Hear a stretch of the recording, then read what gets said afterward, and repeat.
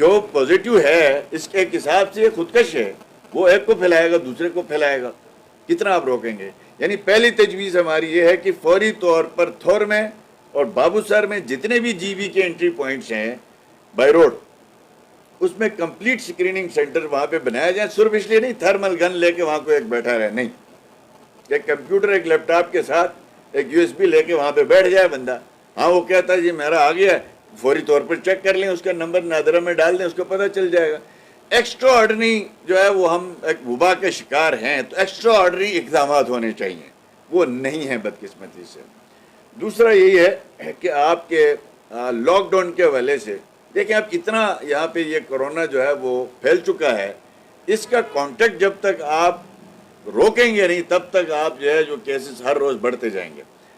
اور اس کے علاوہ یہاں پہ انہوں نے ایک ترتیب یہ بنائی ہے کہ 200-300 ٹیسٹ کرتے تھے، اس میں سے 70-80 آ جاتے تھے. اب کل سی ایم کہتا ہے، دیکھیں پرسنٹیج ہمیشہ ٹیسٹ کی ایوریج سے نکالی جاتی ہے، زیادہ ٹیسٹ اور کم ٹیسٹ سے نہیں نکالی جاتی ہے.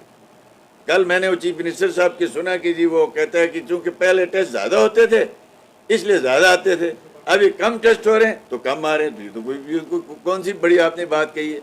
تو جب آپ کم ٹیسٹ کریں گے پرسنٹیج دیکھ رہے ہیں، آپ 100 کر رہے ہیں اس میں بھی 35 آ رہے ہیں، 200 کر رہے ہیں اس میں 70 آ رہے ہیں، تو وہی آ گئے نا پرسنٹیج. تو یہ افسوس سے کہنا پڑ رہا ہے کہ جو ٹیسٹنگ ہے اس کو کم کر کے شو کیا جا رہا ہے. پھر ایک اور چیز جو ہے WHO کا جو ہے سختی سے ہدایات ہیں. ایک شخص 60 سال کا ہے، 70 سال کا ہے، اس کو شوگر ہے، اس کو جو ہے وہ بلڈ پریشر ہے، اس کے ساتھ اس کا کرونا ہے، اگر اس کی ڈیتھ ہو جاتی ہے تو آپ نے کاز آف ڈیتھ کرونا لکھنی ہے. یہ 24 جون 2020 تک یہی پالیسی گلگت بلتستان میں نافذ تھی. انہوں نے کیا کیا ہے 25 جون سے ہی بدل دی پالیسی، یعنی جس کی عمر زیادہ ہے اس کو جو ہے وہ ایڈیشنل کوئی بیماری ہے، شوگر کی ہے، ہارٹ کی ہے، تو وہ اس کی ڈیتھ ہو گئی، وہ کہتے ہیں کاز آف ڈیتھ مت لکھو. ڈیتھ کو چھپایا جا رہا ہے. آپ جب ڈیتھ کو چھپائیں گے تو لوگوں میں خوف ہراس کیسے آئے گا؟ ہم اس وقت جو ہے وہ کسی بھی طور پہ کوئی بندہ فوت ہوتا تھا، اگر اس کا کرونا پوزیٹیو ہے تو اس کی کاز آف ڈیتھ میں ہم لکھتے تھے اور اس کے جنازے کی SOP ساری جو ہے وہ اسی حساب سے ترتیب دی جاتی تھی. اب آپ یہاں پہ ڈیتھ کو یہی لکھ دیں گے جن کی 40 سال 60 سال 70 سال عمر ہے، اور اگر اس کو شوگر ہے اس کو آپ کاز آف ڈیتھ نہیں لکھیں گے. تو آپ روز یہی رپورٹ لوگ پڑھتے ہیں، جی مرتا تو کوئی بھی نہیں، خواہ مخواہ ڈرنے کی کیا ضرورت ہے؟ جبکہ اس وقت صورتحال یہ ہے کہ جو گورنمنٹ کے رپورٹڈ کیسز ہیں، جہاں جہاں ان کی صحیح ہے وہ 10% ہے. آپ اور میں سارے اس شہر میں رہتے ہیں، کوئی محلہ ایسا ہے جہاں پہ ہر گھر میں مریض نہ ہو؟ ہاسپٹل میں جانے کی گنجائش رہی ہے؟ آپ نے OPDs بند کر دیے، کلینک اوپن کر دیے ہیں. آج کلینکوں میں 500 لوگ جو ہے انسانوں کے سر نظر آتے ہیں کلینک میں، وہاں پہ کرونا نہیں ہے. آپ نے OPD اس لیے بند کر دی کہ رش بڑھ رہا ہے، تو کلینک کو بھی اسی طریقے سے SOPs کے تحت آپ چلائیں نا. پھر وہاں پہ تو آپ کے SOPs نہیں ہیں. تو یہ بڑے عجیب بھونڈے طریقے سے اس انسانی جانوں کے ساتھ کھیلا جا رہا ہے. پھر ساتھ ہوٹل ایسوسیشن والوں کو گرم کیا جاتا ہے، وہ جی ہماری رزق روزی کا معاملہ ہے. کسی کی رزق روزی زیادہ اہم نہیں ہے، کوئی بھوک سے نہیں مرا ہے. کوئی ہوٹلوں میں الحمدللہ انہوں نے 3 سال 4 سال بہت کمایا ہے، اچھی طریقے سے کمایا، آگے انشاءاللہ اور کمائیں گے. لیکن یہ جو جانیں چلی جائیں گی ان کا کون ذمہ دار ہے؟ اب اگر انہوں نے اپنے رویہ نہیں بدلا تو ہم مختلف تھانوں میں اس حکومت کے خلاف جو ڈیتھ ہو رہی ان کے خلاف جو پرچے کٹوائیں گے جا کے. تمام فیملیز کو ہم کہیں گے، آلریڈی کچھ درخواستیں آئی ہوئی ہیں. بگروٹ جیسے گاؤں میں کل 5 لوگوں کی ڈیتھ ہوئی ہے کرونا سے. اب آپ یہ چھپانے سے مسئلے کا حل نہیں ہے بھائی. ایک وبا آئی ہے، وبا کو وبا کی طریقے سے نپٹو. تمام سوسائٹی کے سیگمنٹس کو جمع کرو. SOPs پہ عمل اس لیے نہیں ہوتا کہ آپ خود رات کو شادیوں میں ہوتے ہیں، آپ جو ہے وہ وہاں پہ نہ ماسک پہنتے ہیں، نہ آپ وہاں پہ کسی SOP کا خیال کرتے ہیں. تو وہ امالکم جیسے تمہارے حکمران ویسے تمہاری عوام. جب آپ خود تبلیغ یہ نہیں کر رہے ہیں اپنے عمل سے تو کیا آپ ثابت کر رہے ہیں؟ تو میرے خیال میں یہ ایک افسوسناک عمل ہے.